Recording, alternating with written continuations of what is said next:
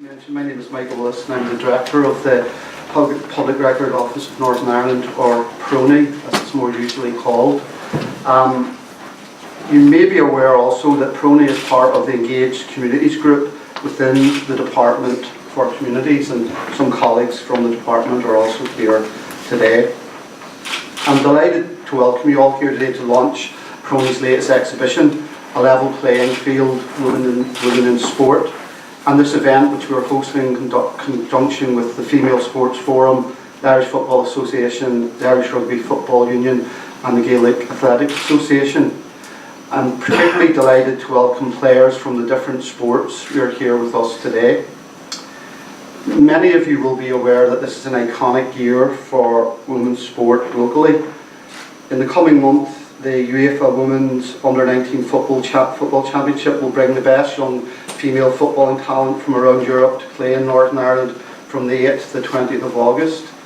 The final will be played at the National Football Stadium, Windsor Park, on the 20th of August.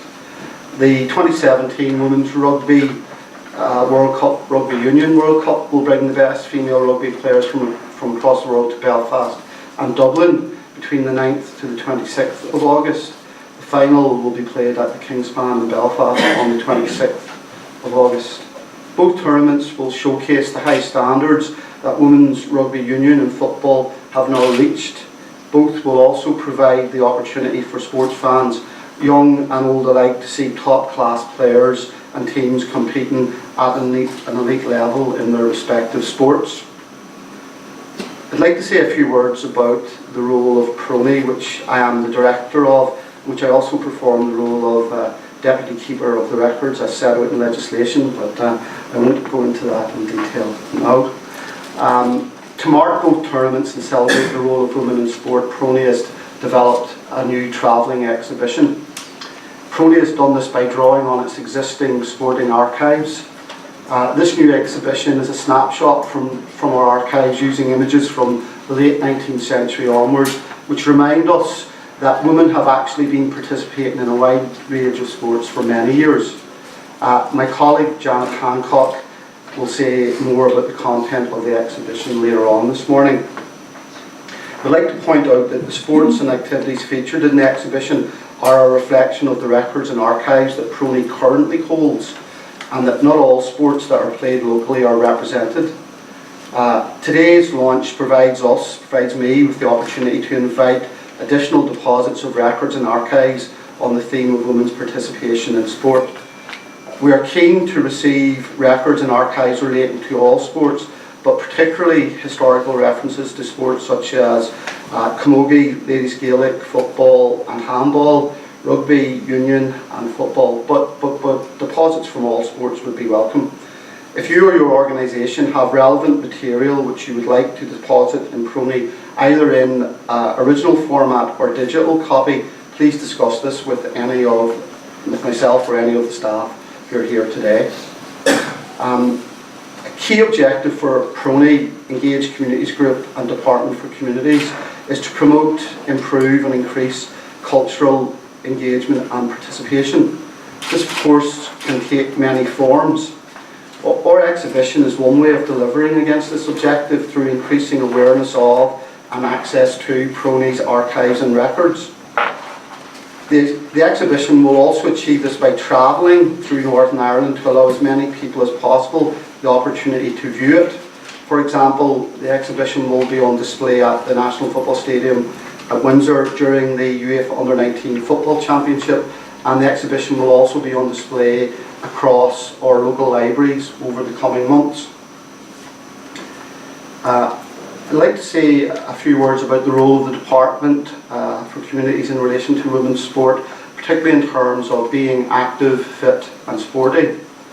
The Department is fully committed to promoting and encouraging greater participation by women and girls in sport.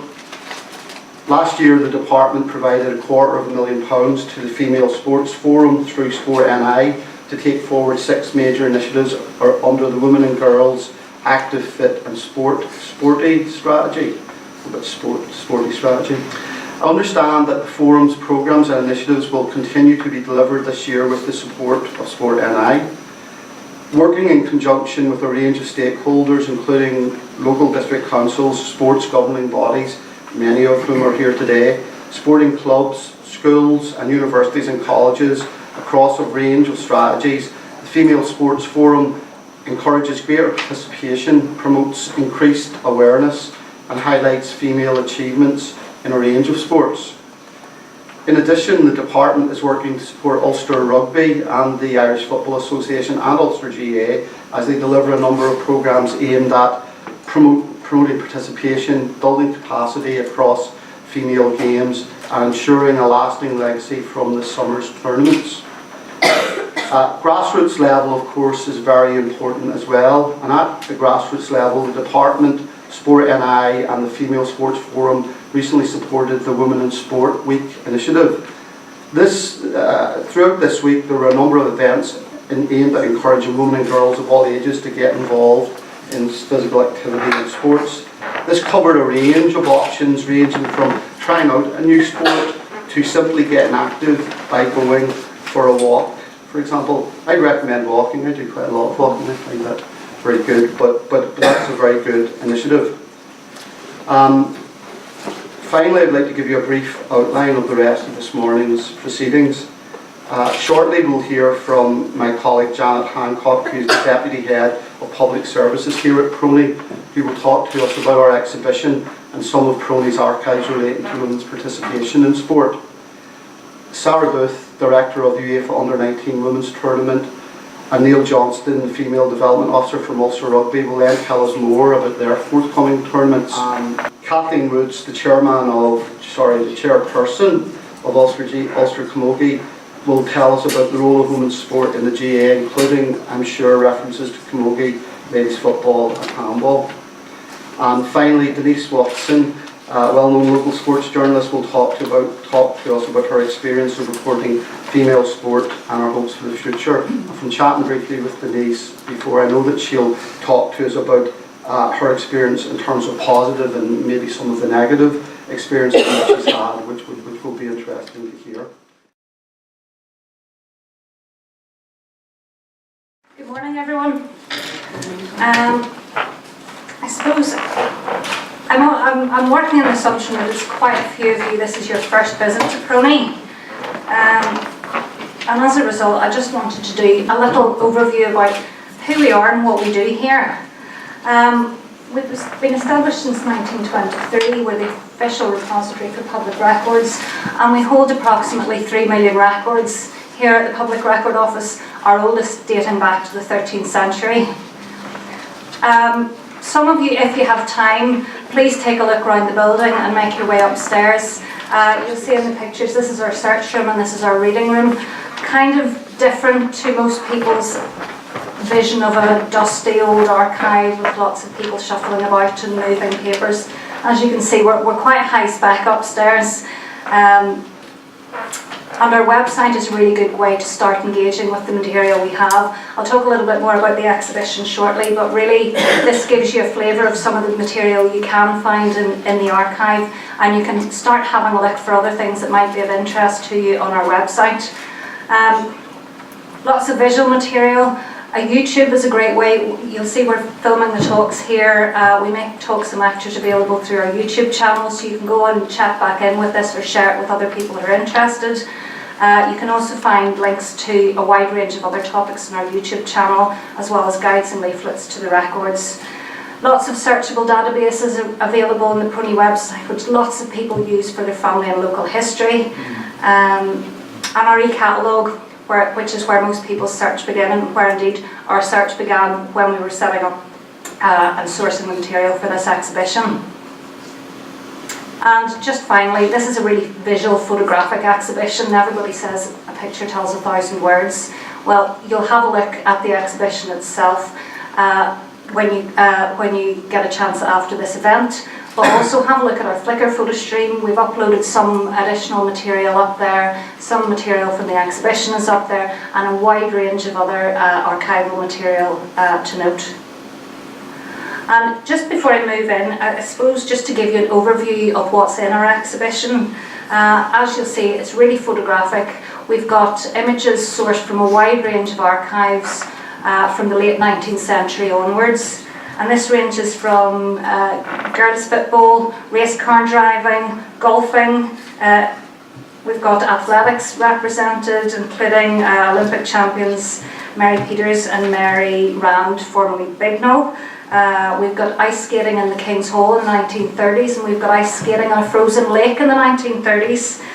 We've got ladies show jumping, we've got ladies horse racing, and going back to the earlier images, we've got ladies athletics, and we've actually got ladies tennis and hockey right back into the late 1800s. So a range of sports and activities, and I say activities because we've got another range of activities. Michael mentioned walking. We've got mountain climbing. We've got, have a look out for, we've got a lady mountain climbing in her skirt, which I have an image of. But I'll not dwell too much in the exhibition because I'd really urge you to go and have a good look. The images are all captioned, and I think you'll really get an insight into women's participation in sport over many, many years. I'm going to pick out a few which are not represented so much in the exhibition. Just to start off, we have copy papers relating to the Northern Ireland Women's Football Association, dating from 1976 onwards. This includes papers relating to the Northern Ireland Women's Football League, minute books, scrapbooks, match sheets and programmes, and it also includes local material on the Bangor Swifts Football Club. And there we have a couple of items, including the Northern Ireland Ladies Soccer Squad. We also have the records of the Ulster Women's Hockey Union. That dates from 1905 to 1993. It includes 27 volumes and around 200 documents, including minutes and fixtures, records giving details of school, county and provincial teams in various competitions. What we're looking at here is a minute book from the AGM and committee meetings of the Antrim and Down Ladies Hockey League, and it's not from 1973. I think it's from 1905 actually, and it relates to, if you look at the second paragraph, that hockey skirts must be 6 inches from the ground all round. This rule is to be strictly adhered to, and no hat pins or hats with stiff brims to be worn in matches.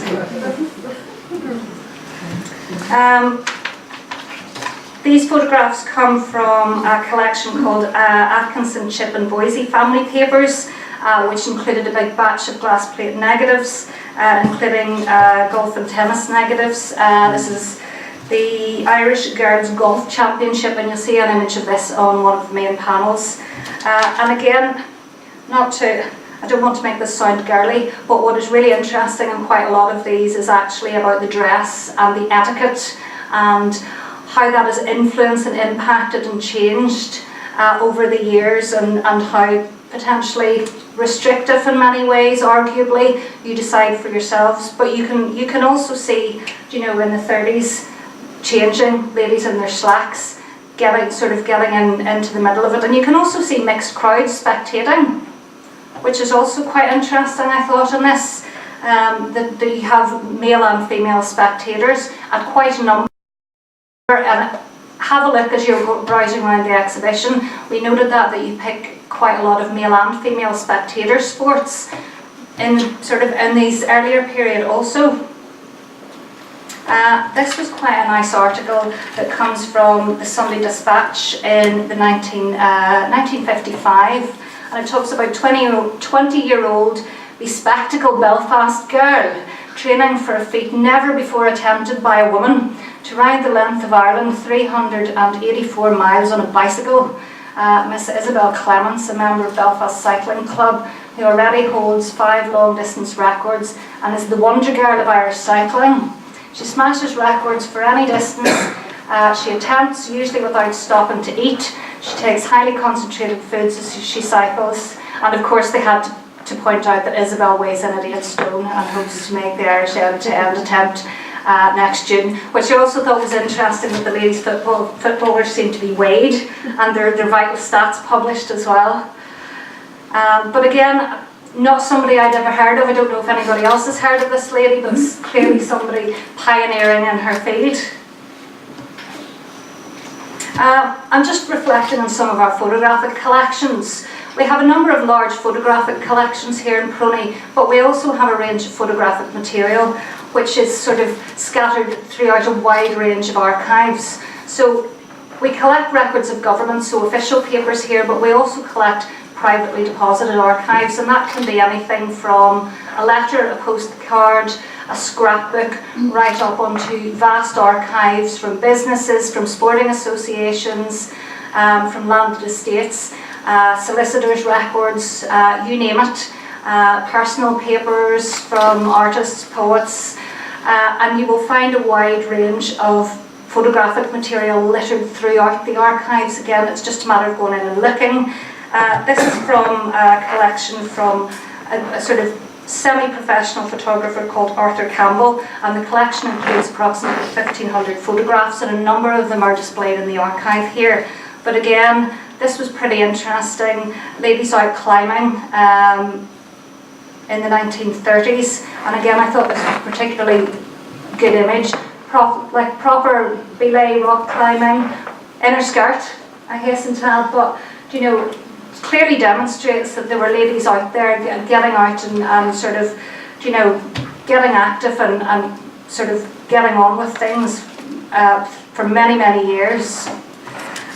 You'll also find references to sporting activities littered throughout the archives as well. This comes from a collection from the Pinkerton family papers, which includes 24 original immigrant letters from Wangaratta, Victoria, Australia. And this she talks quite a lot about her interests in sport, you know, and throughout this range of letters, and she's talking back to family at home. We go to tennis nearly every afternoon, but we're getting a new tennis court, bowling green and croquet lawns just opposite our place, so it'll be grand for us because it's such a long way to take the cakes, etc., to the other court where there's just tennis tea, and that's from 1899. We've got another letter. Rube and I were playing a tournament and I was beaten first off, but Rube stayed on to the last and won the racket. It was a proud day for the Pinky family. And then she talks about her interest. I've recently taken to cycling. I have Alice Tweed's bike whenever I want it, and Curly takes me out. So she talks about a range, she talks about hockey and a range of other sports as well. And again, this is late 1900s. And this is from a collection, I mentioned photographs being mixed into wider collections. This is from a collection of papers from a lady called Nan Watson, and she's interesting and remarkable in a wide variety of ways. She's probably, if not the first, one of the first women to become a doctor. She studied medicine at Queen's in the 1930s. She's probably, if not the first, one of the first female medics in the army. And there's a wide range of photographic material within the archive, and I thought this was really interesting. Now, there's no captions or no accompanying material as yet that we find with this material. They do look a bit like they're having a boxing match. I would say these are 20s because she was at school in the late teens and she was at university by the 30s. But like sports day, this is just sort of general activities, sort of barrel racing, you know, this is just makeshift, active, getting out and getting sporty. So it's amazing what you can dig up. And I suppose, before I conclude, just to finish up, I suppose I couldn't pass without letting some of the men's sports be represented. We also do have papers relating to some of the men's football association. We've got the Irish Football Association records spanning from 1880 to 1985. We've got the Irish Football League papers from 1915 to 2004, and we've also got Linfield football records from 1908 to 1972.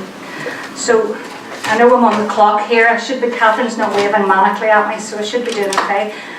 Just to conclude, and to reiterate what Michael said, you'll probably notice that not all sporting activities are, you might say, fairly or equitably represented here.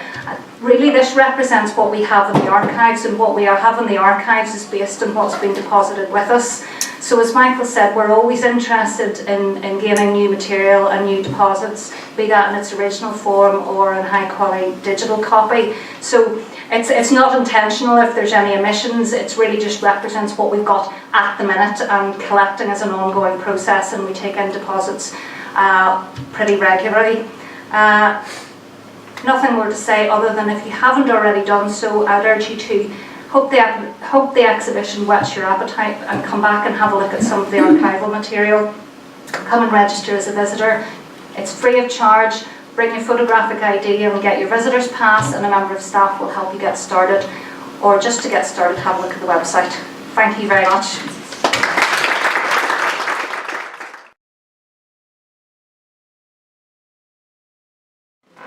Good morning, everyone. I'm really delighted to be here. For any of you that don't know me, I'm the tournament director for the Under-19 Uefa Championship, which happens in 12 days. This is why I look so stressed and so tired.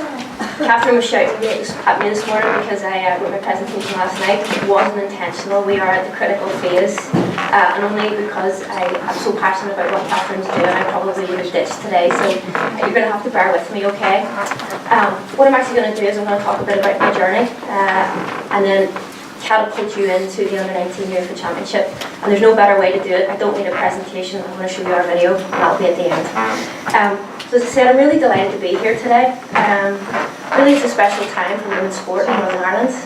You know, we've got the Rugby Women's World Cup, and more importantly for me, sorry Neil, we've got the Under-19 Uefa Championship, as I said, which kicks off in 12 days. The fact that we have these two major sporting events in this country, and just a big thank you to the Department of Communities, and particularly Grania and Catherine for driving this event, and also this travelling exhibition. It's really important that we have these archives and we have this history to look back on. Today, we can revel in the profile that these two sports are enjoying.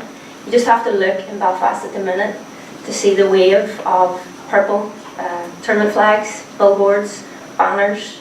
You just have to go on to Facebook and you're going to get hit with advertising, which is all strategically placed to make sure you buy some tickets. This is in complete stark contrast to when I grew up.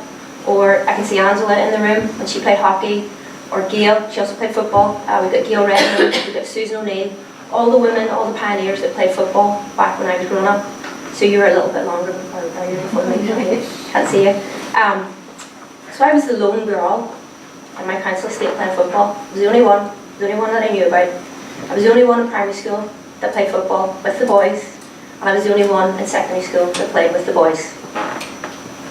I knew there was other women out there playing football, but I just didn't know how to find them. And the reason I knew they were there was because of my granddad. My granddad would tell me stories about a woman called Molly Seaton. And Denise has a couple of cuttings that I have from when I was a child. And she'll pass them around, be really gentle with them. Grania and Catherine will probably freak out because they're not in Polly Pockets or anything, but that's how much I trust y'all. But he would tell me stories about this Molly Seaton. She grew up in North Belfast. He was the local milkman. And he would tell me stories about her jumping on the tram to go to Windsor Park. She was playing for the Irish team at Windsor Park. She had such a powerful shot that she broke the back of the net. So I knew I wasn't alone. I knew there was women out there. I just didn't know where they were playing football. Eventually, at the age of 14, I found a team. Actually, I didn't find a team, they found me. I lived in a council estate on a flat, and below us there were shops. Danielle, you know them well. And there was a pharmacist, a chemist, and the pharmacist saw me playing football, and she actually played for Post Office Ladies. She brought me along to training. I actually scored a hat-trick in the first night. I thought I was a striker, they then put me to centre half. Thanks for that.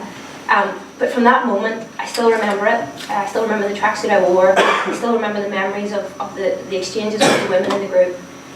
From that moment, I knew that my life would always involve football in some shape or form. And that's exactly what happened. So I played for 23 years. I know it doesn't look like it. I have 11 Premier League titles. I've played in the Champions League 15 times. Only Danielle has played more times than me.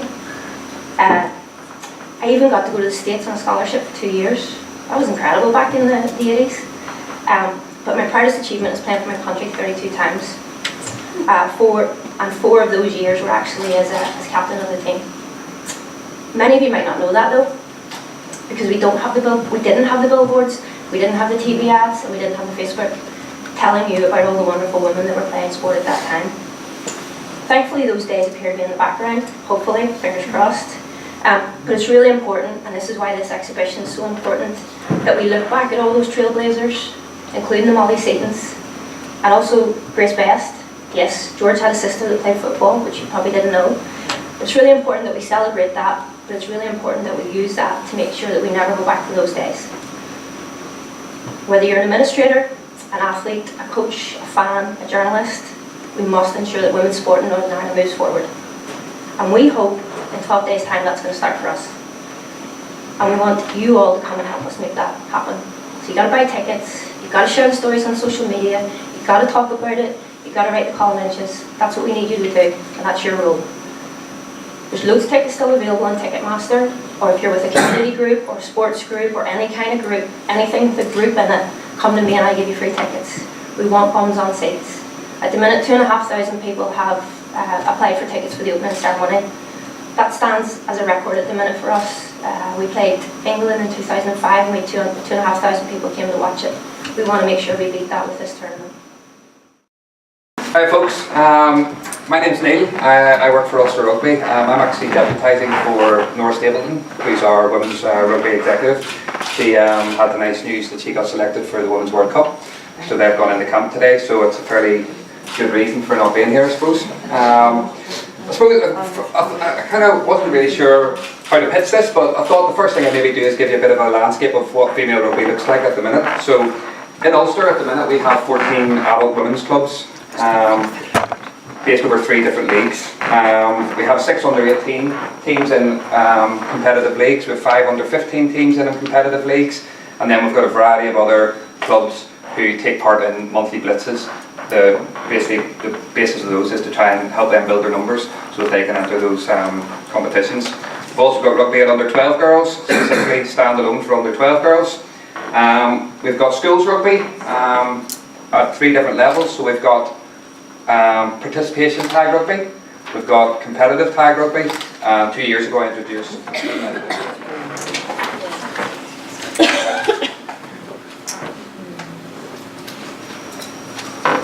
Hi folks, my name's Neil. I work for Ulster Rugby. I'm actually deputising for Nora Stapleton, who's our women's rugby executive. She had the nice news that she got selected for the Women's World Cup, so they've gone into camp today, so it's a fairly good reason for not being here, I suppose. I kind of wasn't really sure how to pitch this, but I thought the first thing I'd maybe do is give you a bit of a landscape of what female rugby looks like at the minute. So in Ulster at the minute we have 14 adult women's clubs, based over 3 different leagues. We have 6 under-18 teams in competitive leagues, we have 5 under-15 teams in competitive leagues, and then we've got a variety of other clubs who take part in monthly blitzes. Basically, the basis of those is to try and help them build their numbers so that they can enter those competitions. We've also got rugby at under-12 girls, specifically standalone for under-12 girls. We've got schools rugby at 3 different levels, so we've got participation tag rugby, we've got competitive tag rugby. 2 years ago I introduced competitive contact rugby on a 7-a-side basis. So the schools rugby's taken off quite well. At the highest we've had 67 schools in the tag rugby, and after 2 years we had 20 schools taking part in the contact 7s last year, so the momentum's definitely growing. Other things we have is we formed partnerships with the likes of the Girls Brigade and the Girl Guides. So we had the Girls Brigade introduced tag rugby to their inter-district competition last year, and we had about 800 girls took part in that. And again, they're going to roll that out again this year. So there is a lot happening, but I suppose I'm really here to talk about the Women's World Cup, which is happening in less than 2 weeks. Alright, so a bit of a video just to start.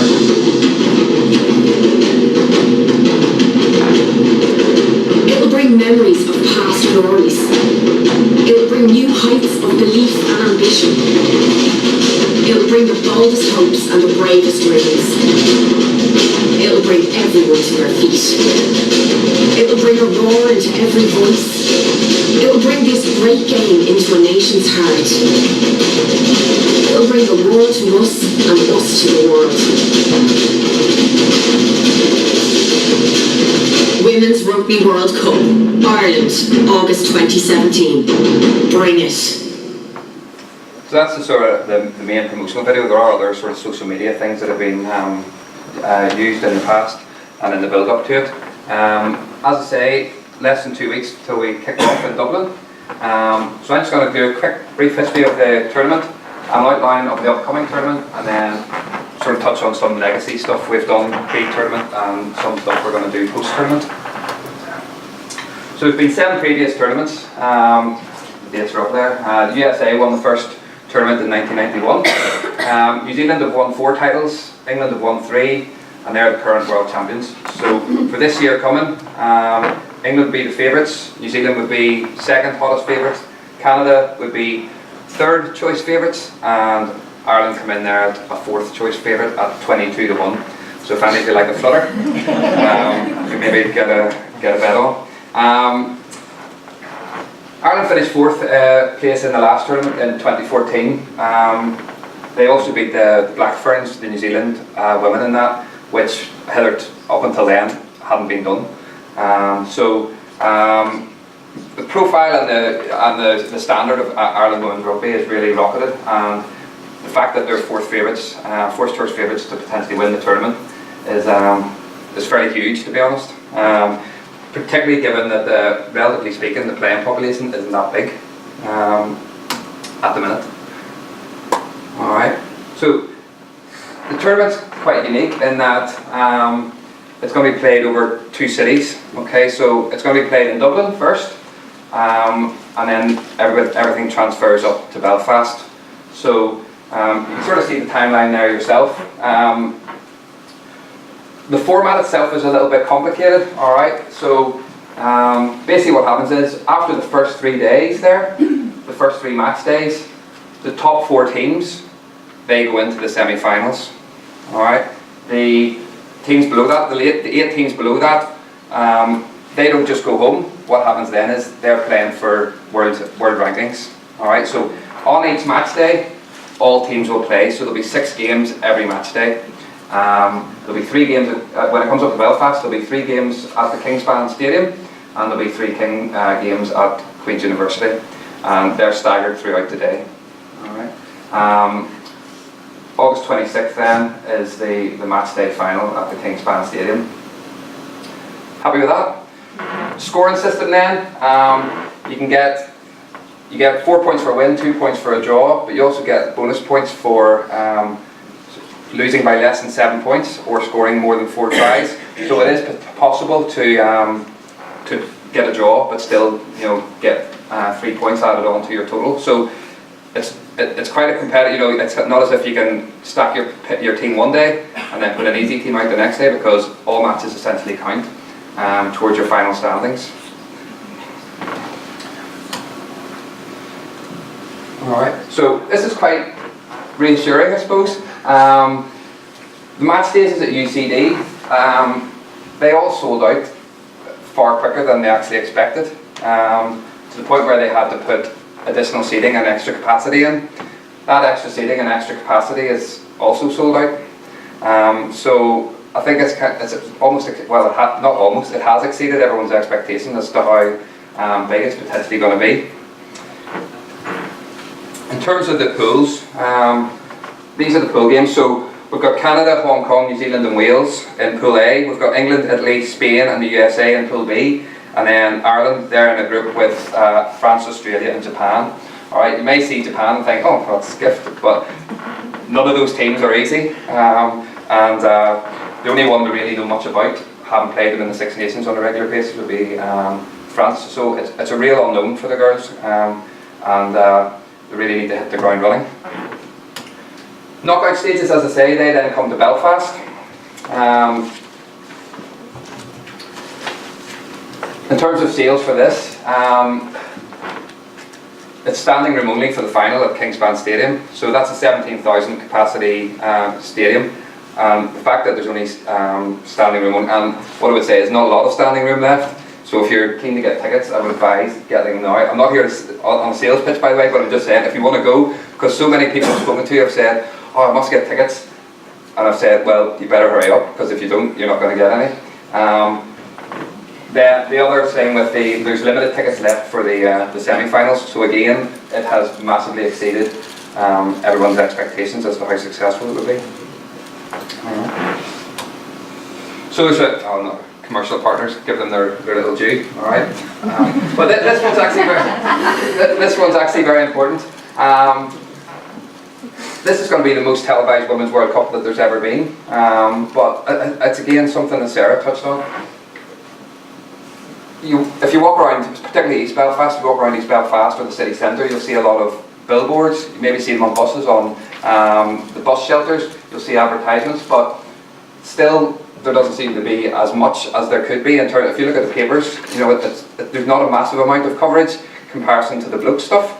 So if there are people from media, etc. here, we still need to push this, but we need to push this, we need to push this. Not just the World Cup, but just the female game in general.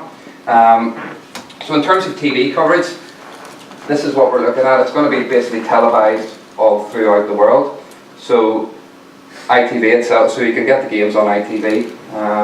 If you can't get the if you don't get your tickets in time, then you can always watch it on the box. All right. So that's kind of the tournament and the run-up to the tournament and the tournament itself. There's a number of things that we have sort of done on the grassroots side of things. There was a trophy tour. Basically, what happened with the trophy tour, we had a Land Rover that drove around the country with the trophy in the back of it and a whole array of stuff in the back. I'm not sure how the guys managed to pack it all in, but that basically went around clubs, organisations, councils, you name it, it was there. So there's 270 events. It's travelled 20,000 kilometres, and the green sort of flags on the map there are basically all the zones. So it literally has covered the length and breadth of the country. Up on the right there, the top right photo, that's Nora. Okay, so that's who was supposed to be here. So I think you've done well getting me, to be fair. So this is our Jeep. This is the Jeep that I talked about. So the trophy itself, I think it's worth sort of 26 to 30 grand, something like that. So our sort of ambassadors who take the trophy round were very particular about people touching it. So you either had to be wearing white gloves or you weren't allowed near it. There's been loads of things going on. So we've gone around clubs, we've gone around primary schools, secondary schools. I mean, there's a vast array of things. The trophy's also going to be at the City Hall this Saturday. If anybody wants to come down, it's 1 till 3. Any females in the room, there'll also be an opportunity to give rugby a little go out on the grass out the front. If you want to get a pair of tags on, come down and give it a crack. Be a bit of fun. No matter what age you are, we'll get you involved. Alright? That's ambitious. Oh, we'll get you involved, you know. Summer camps as well. I mean, summer camps, I was just chatting to the guy from Cool FM before here. The summer camps was quite interesting. We had a summer camp at Malone there a couple of weeks ago, and 50% of the girls who turned up were rugby players. 50% of the girls who came weren't rugby players, but they basically decided to come and give it a try based on the fact that they'd seen promotion around the Women's World Cup. So it does work. And when I say 50%, no, it wouldn't sound like a massive number, but we had 23 girls at that camp. Now bear in mind, there's girls that's a standalone girls rugby camp for girls aged 10 to 16. That is a big success for us because we've only used the opportunity to showcase Ireland as a country. So there's been, for everywhere it's gone, in every province there's been sort of what do you call those trees? I don't watch that game. Dark hedges. Yeah, so that seems to be the most popular one. I don't even know. I've never seen it before. So maybe something that I need to get up and have a look at. So this is the stuff that I've been more directly involved in. All right. So the wider tournament, there's a huge team, predominantly based in Dublin, that are doing the bigger tournament stuff, and also a huge team of volunteers. But in terms of stuff that girls in Belfast or the wider community can get involved in, right across Ulster, are these two things. So on August 21st at Belfast Harlequins, we've got a Pass It Back Cup. So basically what that is that it's going to be a 13 to 17-year-old girls tag tournament. All right. The reason it's 13 to 17-year-olds is because we've got a group of girls coming over from Asia with a charity called Pass It Back. So they're bringing a group of, I think there's 15 girls coming over. They're from sort of socially disadvantaged areas in Asia. The charity itself uses rugby as a forum for getting these girls, bringing these girls together. So I've been tasked with getting an additional, probably, I've given myself a target of 100 extra girls to play against them, so that'll give us 12 teams on the day. So the plan is 12 teams playing a tag festival at Belfast Harlequins, and that'll go from 11 o'clock in the morning till 3 o'clock in the afternoon. Not just rugby stuff, but there'll also be an element of cultural sharing, knowledge, etc, etc. And an organisation we're working with, Peace Players, they've already been in touch with the Pass It Back charity, so there's almost like pen pal stuff going on at the minute, and has been for the last few months. So when the girls arrive, they almost have a friendly face to meet when they arrive here. So that's well on its way. There are still spaces for, if you've got any girls who are aged 13 to 17 that you know that might want to get involved, they're more than welcome. And if I go above 100, doesn't matter, we'll certainly not turn anybody away, but I'm close to 100, so yeah, again, going very well.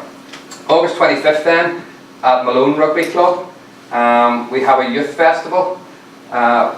Basically our plan initially was to do 12 teams at youth, followed by 16 teams with adult.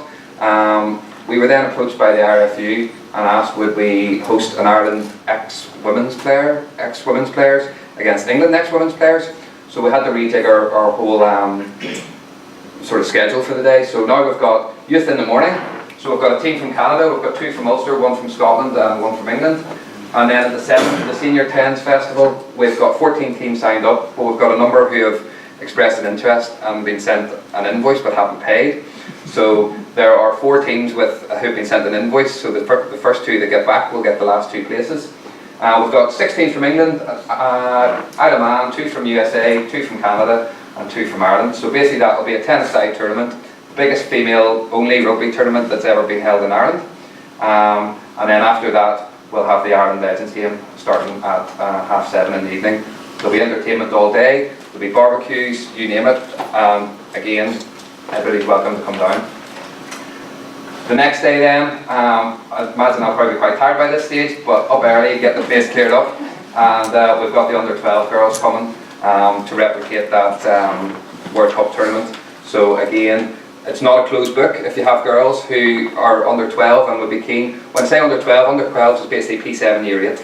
So if you have any girls that you know are in P7 in year 8 and are keen to give it a crack, even if they've never played contact rugby before, bring them down, we'll put a tag pitch on or some fun games on to get them, even give them a taster for it. So that's limited to the 12 teams from Ireland. So I'm not sure there's too many people brave enough to take a touring team of under 12 girls to the World Cup, to be honest. So that's the Pass It Back Festival as I talked about. There's other things that the guys are going to be doing when they're over, so it's not just the rugby side of things. They'll be getting, I think they're going to the Uefa stuff as well. Yeah. They're going tours to the Belfast City Hall. There's a load of different things in and around just the actual rugby aspect when they're here, so hopefully they'll have a brilliant experience whenever over the couple of weeks. Last thing then is, as I sort of touched on, the semi-finals are nearly sold out, and the finals is like pretty much sold out. So if you're thinking about getting a ticket, then I would say get your ticket.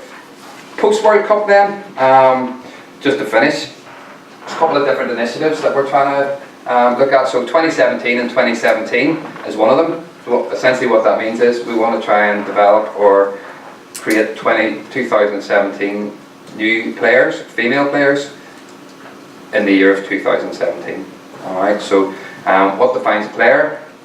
That's up for debate, but what we'll be looking at is 2017 registered players on the IRFU rugby system.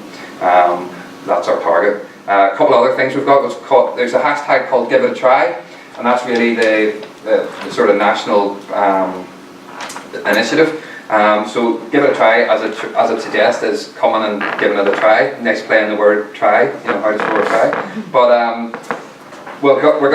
there's already initiatives in place for increasing the exposure into primary schools and the secondary schools. I'm meeting with a number of the secondary schools, a large number of the secondary, a pleasantly surprising large number of the secondary schools at the start of September, with a view to increasing the participation in the contact tournament I talked about. We'll also have, with third level education, so with Ulster University, Queen's University, on board as Give It a Try hubs. So they will be actively promoting female rugby within the university, and we'll have a big Give It a Try festival in November. I just hope that the clubs are really ready for the anticipated influx that we're hoping to have. One of the big things that I would say, again, maybe throwing it out there, is that a lot of the clubs could do not just players but volunteers. So if anybody's keen, give me a shout. So that's me. I'm just gonna introduce you now to Tara, who's gonna come up. All right, thanks.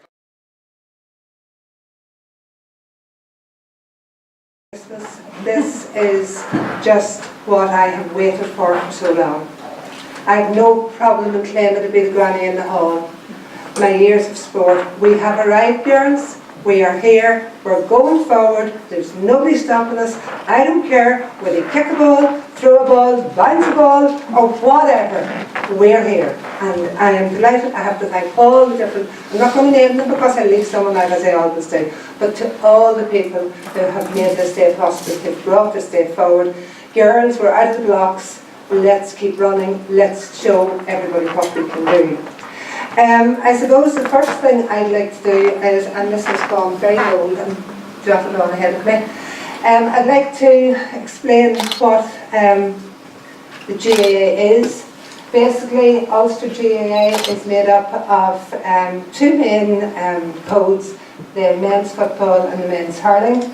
We have, the next symbol is our Ulster Camogie, where basically we are the Camogues, as we call ourselves, and the final symbol is our ladies Gaelic.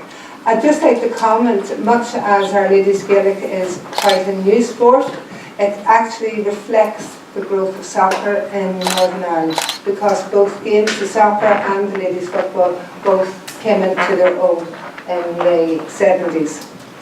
Camogie, GAA was founded in 1884 and Camogie was established in 1903. Ladies Gaelic 1970.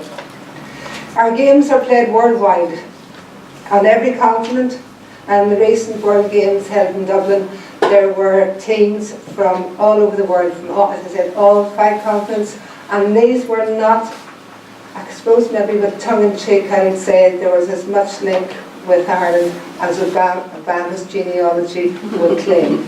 It would be very difficult, you'd have a lot of tears to go down to find the link. So it is now a worldwide movement, it is a worldwide game. And like all of you, like all of our sports, female sports is a way of providing our children and our women with a code of behaviour, fun, which is the most important thing. It gives us a moral code and it sets our children on the path. I know I keep talking about the sports pyramid, where at the bottom we have the masses and at the top we have our international. My interest is the masses. My interest is all those women, all those girls who participate and take part for fun.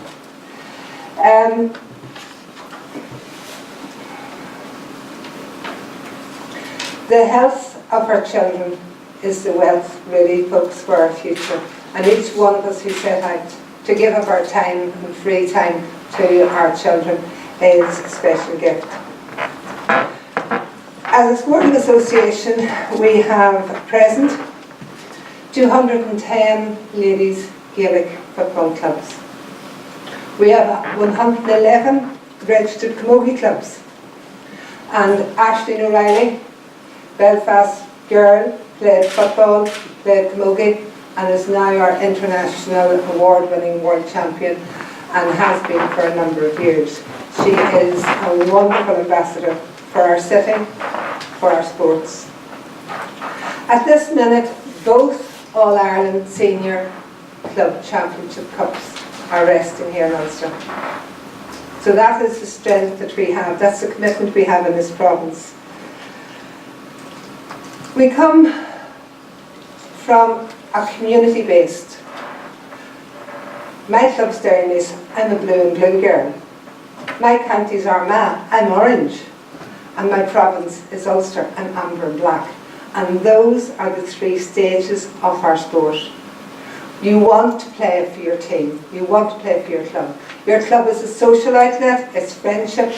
I often think, my background is in teaching, I think back to the little country club, the little country school where I was, and lots of young women, lots of families coming home from England and America and where have you.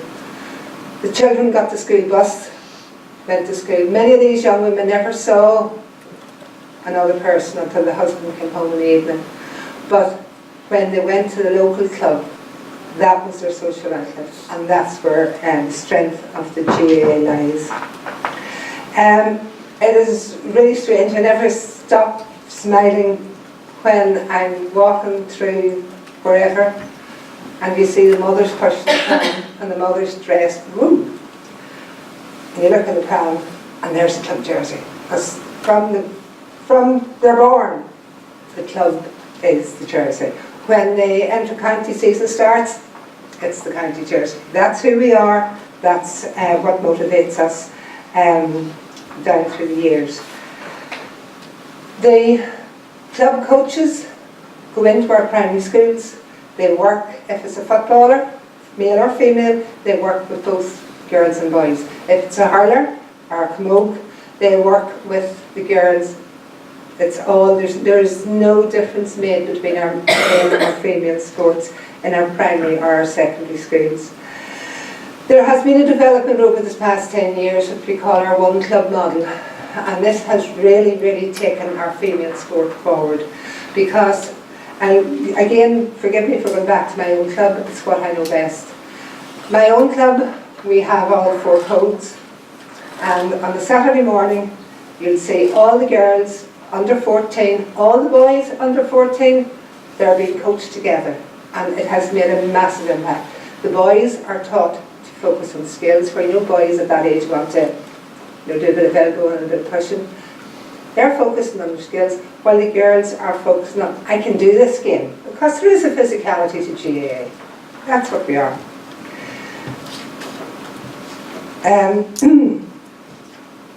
That's basically the history, but there's one part, and before I move on.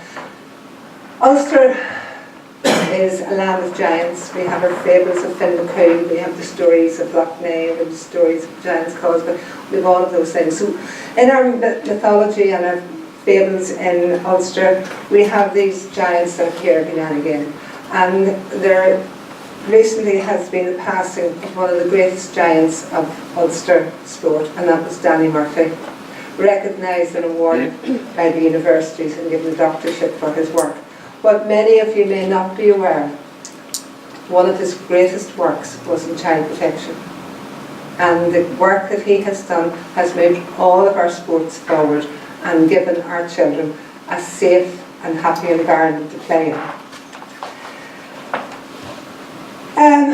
Ulster also, not only with Danny, Ulster has provided many, many administrators as well as great teams. And at the minute there are 7 predecessors to me who have acted as national presidents, and next April I will have the honour of being the 8th national camogie president to come from Ulster. So that is where we've come from. When I was at Slip of a Lassie playing camogie, I was always taught that camogie is a game for ladies, played by ladies, in a ladylike fashion. And I would go, really? I was far from a lady, with a stick in my hand and my boots at my feet. But let's begin to think, if camogie goes back as far, oh, help. Somebody, anybody? If camogie goes back to 1903, where were we all? My mother, as a child, as it left school at 14, she was in Darkley Mill at the age of 14, as were most of our parents, and our grandparents. Where were the girls in the country? farmers' daughters, they were in the fields. They came out of school, they went straight to the field. That was the way it was. There was no time for playing games, playing sport. So really, folks, it was the ladies. It was the doctors' daughters, the solicitors' daughters, the landed gentry's daughters. And if you look outside, they're all the photographs are the same. They were the people who gave us our history, whether it be rugby, whether it be soccer, which was buried, which is so sad, whether it be golf. They were the ladies of the day. But nowadays, we're all there. We're all equal and we all play. So, in the early days, we have to say Antrim. Sorry, Claire. I don't know how to can you press it, but somebody press it. Just do me read. No, I can't do it.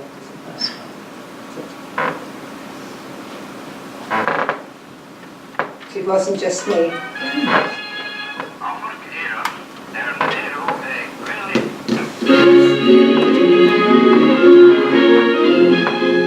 Is a boat with gas money made first, him will you click cameras grain in, the clever column below, so that as we for the line on radio was said the muscle column at the dish from shadow away.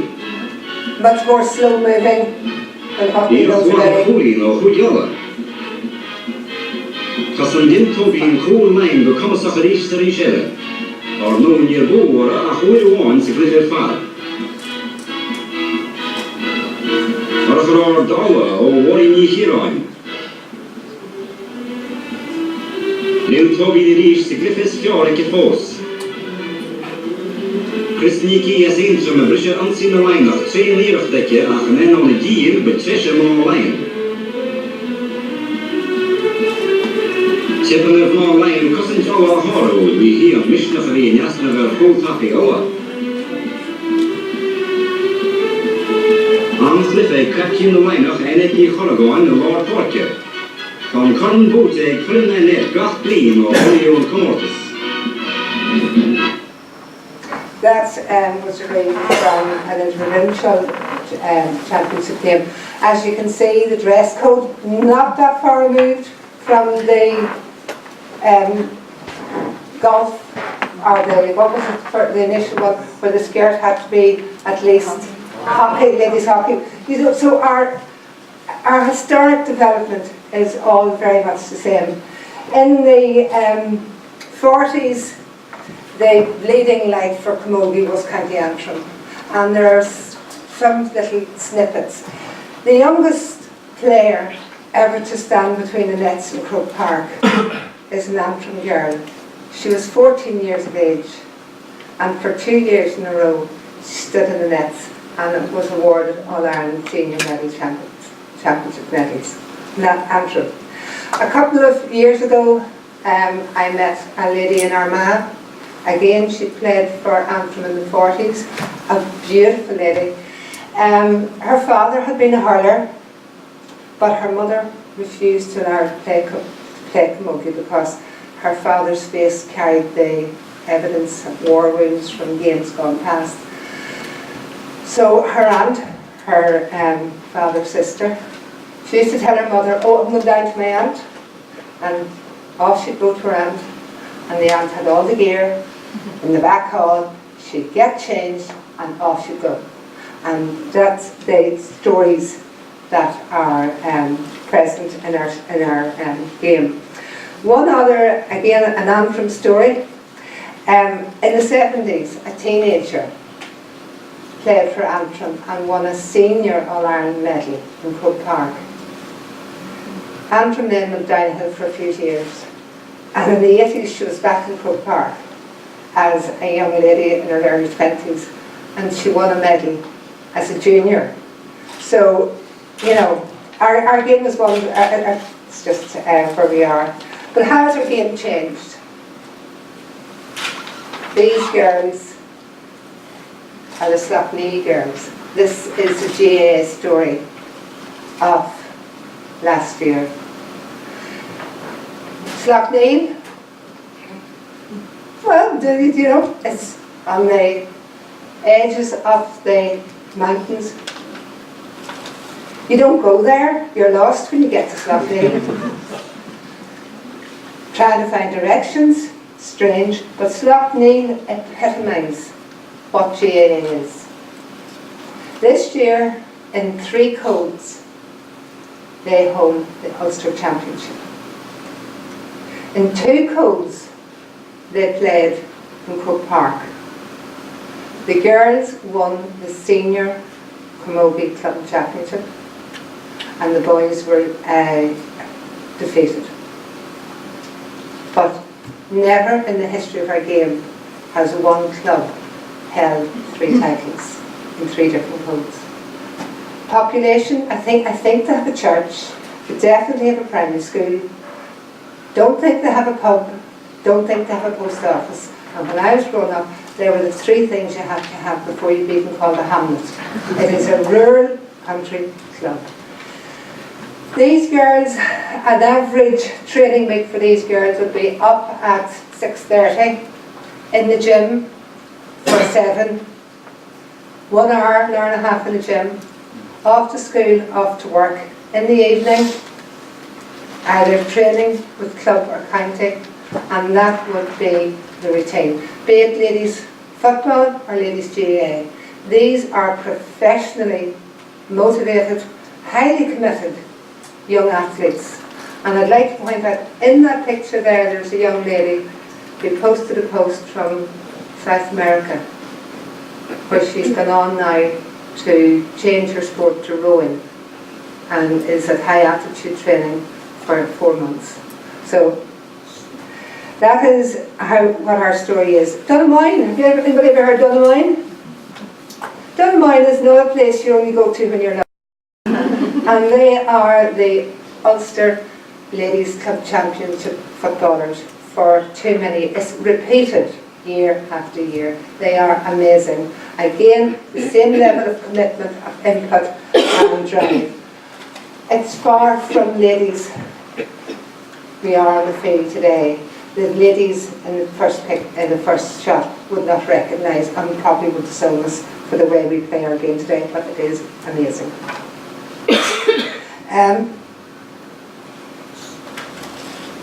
Athletes. We throw out a very, very wide net in our sport and our codes because it is community based. That is where we go, that is what you're part of. But here's some faces for us. Tommy Bowe, easy on the eye. Fabulous footballer. Fabulous rugby player. Started his career in the Gaelic club in Monaghan. Went on to secondary school, picked up and developed as a rugby player. An absolute icon to me of what an Ulster star is. His droll humour, sly approach. To me he also epitomised what Ulster really is. Oh sorry, on the other side we have Ciara McGeehan. Ciara McGeehan is a European silver medalist, middle distance runner. Ciara learned her camogie, again in the Glens of Antrim. And somebody kept me correctly. Portaferry. County Down, got it wrong again. And Ciara in her tweets, again, middle distance running is not like your sprint. Middle distance running, it gets a lot of rough and tumble around the 800 metre mark. And Ciara would put up posts. Do these girls think I'm that soft? You don't get pushed around when you play camogie. Neil Lennon, my sons hurled and played Gaelic against Neil Lennon. And Neil went on to play his soccer for Ulster and went on to manage Celtic. We all know that story. Bottom corner, one of the most amazing athletes we've ever produced in Ulster. Her name is Kip Carolyn Hanlon. She comes from a wee place called Westbrook in the Armagh Down border areas. She started her life in the Gaelic fields of Camla. Again, you only go there when you're lost. She now is an international netball player of the highest regard. She is a full-time practicing doctor out of Craigavon Hospital. Caroline has led and captained Armagh Ladies Gaelic to All-Ireland Championships, and she really is an icon of everything you would want to be in the field of sport. I'm going to finish off with, where do we go in the future? What is the future for us all? Yes, I think at this stage we'd all probably say our enrolment numbers are nearly at their max. And we've tried really hard to hold on to our players and our athletes and our competitors from the age of 14 on.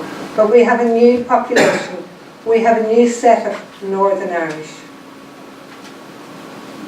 This lady, in her headscarf, plays Gaelic football at Queen's University. There she is in the outfit that her culture allows her to play. We have seen the progression from, was it 6 inches off the ground all the way around, to our dress code today. How are we going to invite these young women to participate in our sport? Is that the next challenge we have? How do we encourage these women to join our sports? When we go to our schools, do we look to these people, or do we automatically say, our dress code doesn't suit them? So where do we go? I leave the question with you. Thank you very much for your attention. Onwards, upwards, girls, we're on the move. Could I introduce Denise Watson? You're very, very welcome to the stage. I'm happy to leave it for you.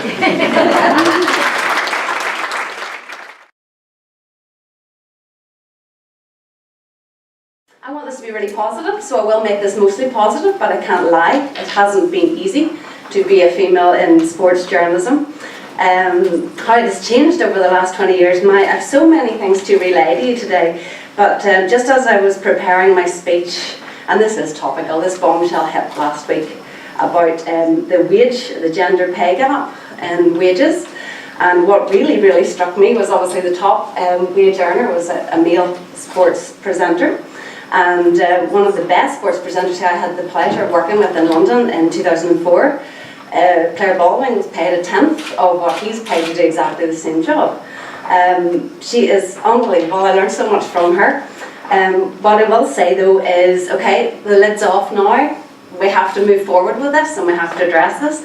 And I'm not really particularly surprised personally hearing this news, but just shocked by the fact that two people that do exactly the same job have such a big gap in their wages. But let's think positively. It's something that's kind of surprised us.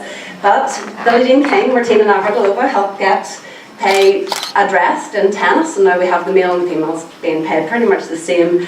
And people like Andy Murray, I love to bits, bring up in a press conference when one of the American reporters there said about, I think it was about being beaten or something by a male, first American male to go through, and he quickly snapped it and I said, female, can't forget Serena. Okay, so on a more upbeat note, let's talk a little bit about me. This is hard sometimes for me because I'm quite passionate, so hopefully I don't get moved too much, but I've been afforded the most incredible opportunities over the last 20 years. I've met true sporting heroes like Mary Peters, who's my ultimate sporting hero, Joey Dunlop, Sir Alex Ferguson, George Best. I'm really lucky to have met George, Peter Canavan, Willie John McBride, Eddie Irvine. It has been a dream job for me, and that's just a few of the names that you'll recognise. But it was my first boss, and it was a man called Terry Smith, who I must thank as my mentor, because Terry judged me on my ability all the time, my ability to do the job within his team, and not on my gender. I did TT races at the Isle of Man, Oh my goodness.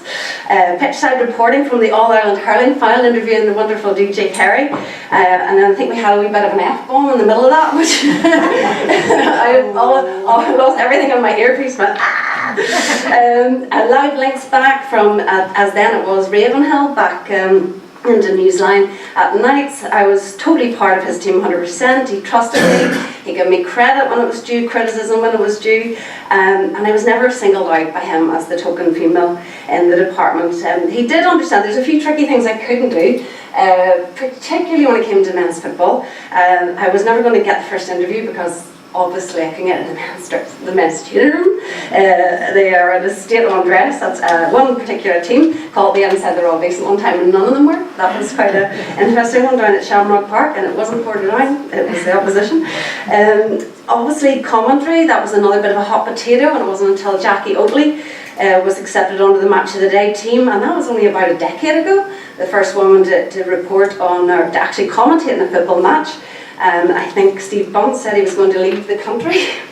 He still hasn't, but yeah, so there was a lot of controversy, and it seems to really inflame people that there would be a woman commentating on football, but the way I see it is, why not? She's played the game herself and she knows what she's talking about, so she's every reason to do it. I never had a desire to do it. I love reporting, but I never had that desire. The fact was that I had a mentor who said, if you want to commentate, there's commentators, Mike, go have a lash. Have a go out, see what you think. But I was never denied an opportunity by my boss. But unfortunately, bosses come and go, as we know, in big organisations. Each has a different view of women's sport, whether you're a reporter or whether they're actually the women that play the game and the sports that they cover. So sometimes, I won't say there's an agenda, but sometimes there's favouritism towards certain sports, and it's difficult to pitch other sports. So, as I said to Michael at the start, I'm going to make this really positive, but I want to share with you some of the things that have happened, and I won't name names here at all, but there are a few examples of things that have happened to me. Anyway, I'm still here, I'm still smiling, I'm still determined to be a voice for women's sport, and nobody's going to stop me. So rest assured of that, keep my promises. Don't be too shocked by some of these things, because believe me, I get strength from negativity, and sometimes the bigger the challenge is, the better I get at kind of tackling it, and I'm quite proud of that. I was once, well, this was really early on in my career, it was actually sort of late 90s, and it was in a press box. Now, I'll not say what the ground is, because I don't want it to be related to the particular team, but I wasn't sure who scored the goal, so there was about 8 or 9 other male journalists there. And I said, oh sorry, can I just check who scored the goal? And I was just greeted with a wall of silence, and nobody replied to me. But it wasn't until the wonderful Malcolm Brodie, who's no longer with us, in the Linfield press box, and I came in, and he said, and he stood up and he shook my hand, and he said, I'm Malcolm Brodie, I'd like to welcome you to the Linfield press box, introduced me to everybody, and that was the first time I felt, wow, thanks very much Malcolm for doing that. So it was somebody who was obviously of a different generation, but a gentleman, who actually was the one to sort of welcome me to the football journalism world. I pitched a badminton story once a few years back about a wonderful athlete called Chloe McGee. She's our top female badminton player, and that was created by my producer with this line I can believe. He says, oh, I might do this story if she's good looking.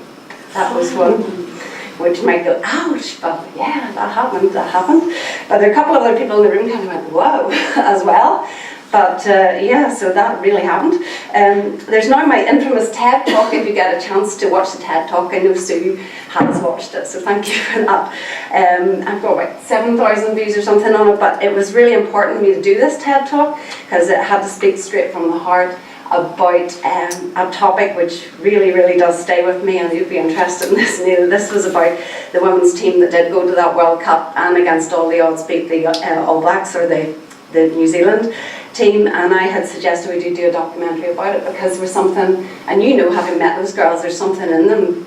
It's like the belief is just incredible. It's like, go out on the pitch, we can beat anybody, and they're fascinating girls, and they were part-timers as well. They're not just full-time professional contracts at the time. So I was laughed at. It was by a reporter, and he said, who gives an F about women playing rugby? In fact, if it's on the TV, I turn it off. And who gives an F about women playing sport in general? Sure, nobody watches it.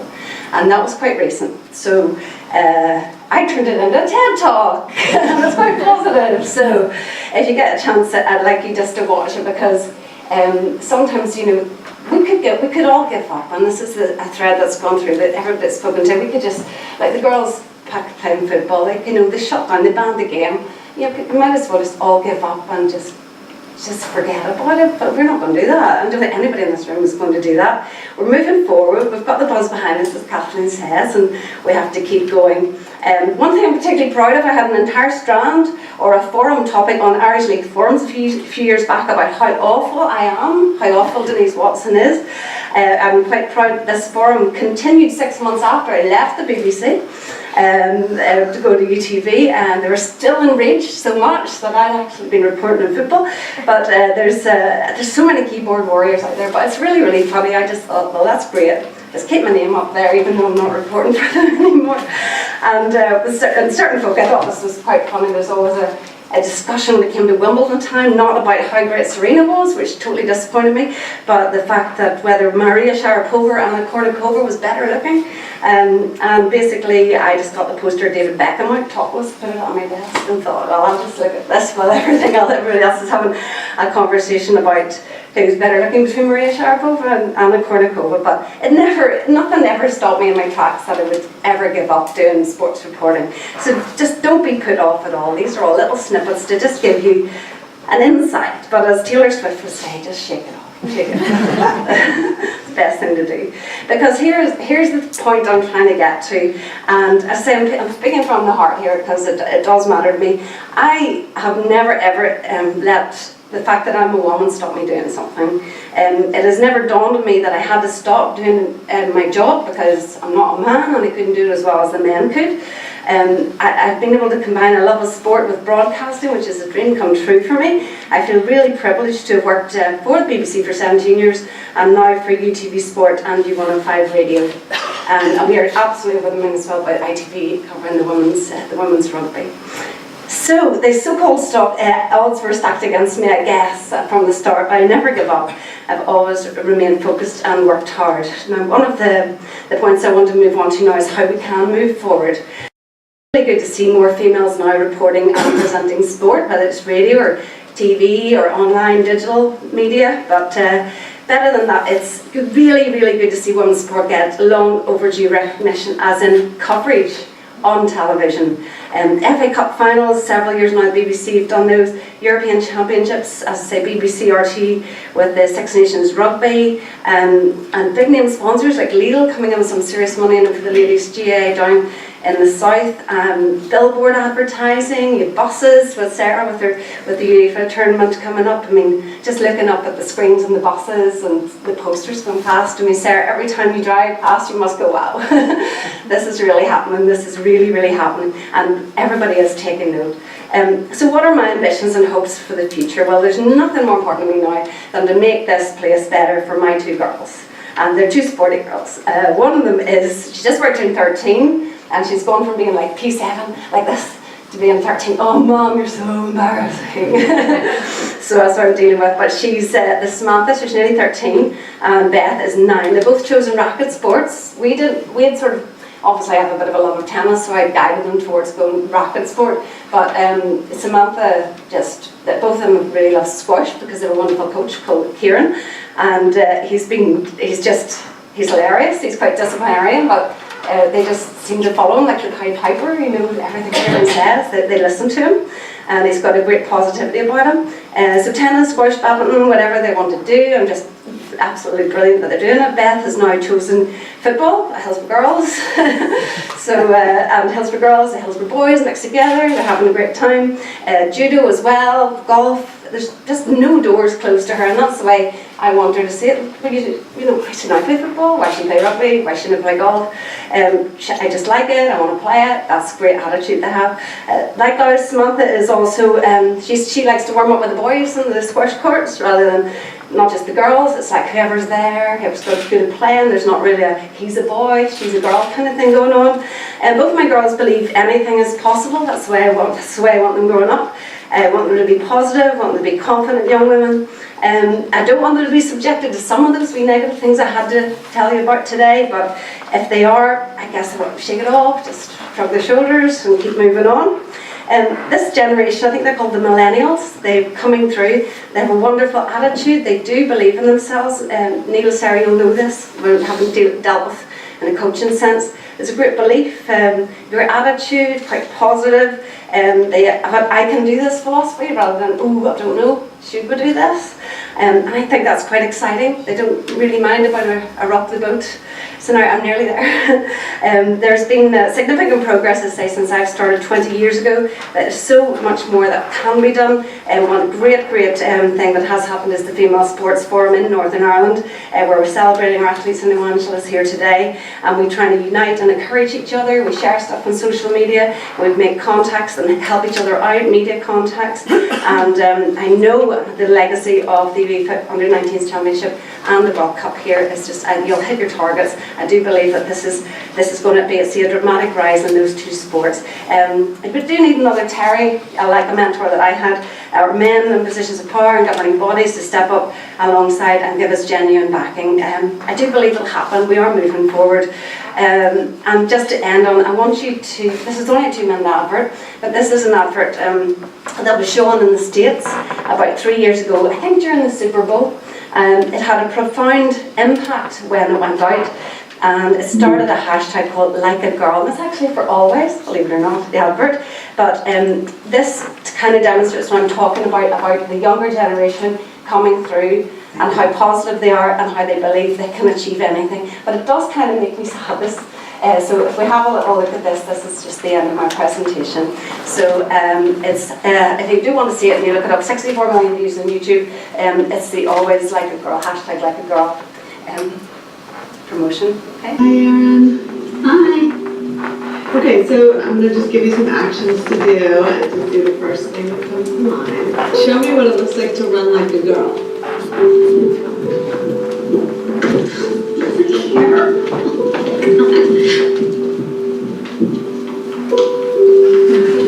Show me what it looks like to fight like a girl. Now throw like a girl. Aww. My name is Dakota and I'm 10 years old. Show me what it looks like to run like a girl. Throw like a girl. Fight like a girl. What does it mean to you when I say run like a girl? It means run fast as you can. So do you think you just insulted your sister? No. I mean, yeah, insulted girls, but not my sister. Is like a girl a good thing? Actually, I don't know what it really, if it's a bad thing or a good thing. It sounds like a bad thing. It sounds like you're trying to humiliate someone.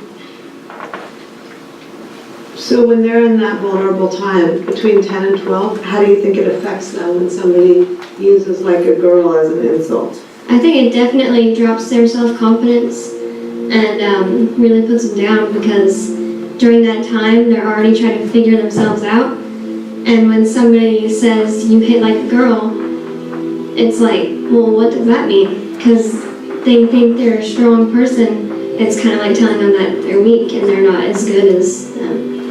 And what advice do you have to young girls who are told they run like a girl, kick like a girl, hit like a girl, swim like a girl? Keep doing it because it's working. If somebody else says that running like a girl or kicking like a girl or shooting like a girl is something that you shouldn't be doing, that's their problem. Because if you're still scoring and you're still getting to the ball on time and you're still being first, if you're doing it right, it doesn't matter what they say. I mean, yes, I kick like a girl and I swim like a girl and I walk like a girl and I wake up in the morning like a girl because I am a girl. And that's not something that I should be ashamed of. So I'm going to do it anyway. That's what they should do. If I asked you to run like a girl now, would you do it differently? I would run like myself. Would you like a chance to redo it?